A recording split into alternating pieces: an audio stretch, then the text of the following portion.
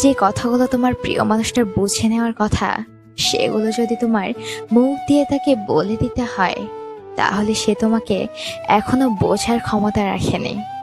যে তোমাকে বোঝার ক্ষমতা রাখে না, সে তোমাকে পাবার যোগ্যতাটাও রাখে না। বহুদিন চলে যাওয়ার পরও যদি তোমার মনে হয় মানুষটা তোমাকে বুঝতে পারছে না, তাহলে ধরে নাও সে কখনোই তোমাকে বুঝতে পারবে না। কারণ তার মাঝে বোঝার ক্ষমতাটুকুই নেই। মনের মানুষকে যদি সবকিছু মুখ দিয়ে বলে দিতে হয়, তাহলে সে মনের মানুষ হতে পারে না। মনের মানুষ সেই হয় যাকে মনের কথাগুলো কখনোই বলে দিতে হয় না। যে তোমার মন বুঝতে পারে না, তোমার অনুভূতিগুলো বুঝতে পারে না, সে প্রিয় বন্ধু হতে পারে, কিন্তু প্রিয় মানুষ হতে পারে না। যে কেউ প্রিয় মানুষ হতেও পারে না। প্রিয় মানুষটার কিছু গুণ থাকতে হয়। তোমার প্রিয় মানুষ সেই হবে যে তোমাকে বুঝবে। তোমার মনের কথাগুলো তাকে কখনোই বলে দিতে হবে না। তোমার চুপ করে থাকার অর্থটা বুঝে নেবে, অর্থাৎ তার কাছে তোমাকে বিশ্লেষণ করতে হবে না।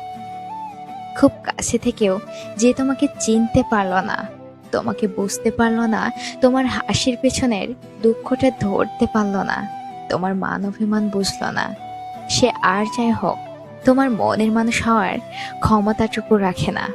মানুষটা তোমার জন্য সঠিক নয়। যে কাউকেই প্রিয় মানুষ বানানো যায় না, মনের মানুষ বানানো যায় না।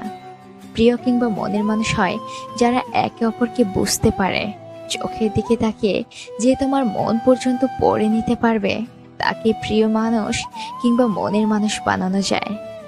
যে মানুষটাকে তুমি ভালোবাসো কিংবা যে তোমাকে ভালোবাসে, তাকে যদি তুমি বুঝতেই না পারো কিংবা তোমাকে যদি সে বুঝতেই না পারে, তাহলে কেউই একে অপরের জন্য নয়।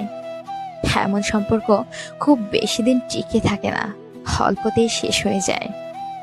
এই পৃথিবীতে অনেক রকমের মানুষ পাওয়া যায়, কিন্তু মনের মতো মানুষ খুঁজে পাওয়া বড়ই দায়। দিন শেষে যার মনের মতো কেউ আছে, সে কখনোই দুর্ভাগা নয়।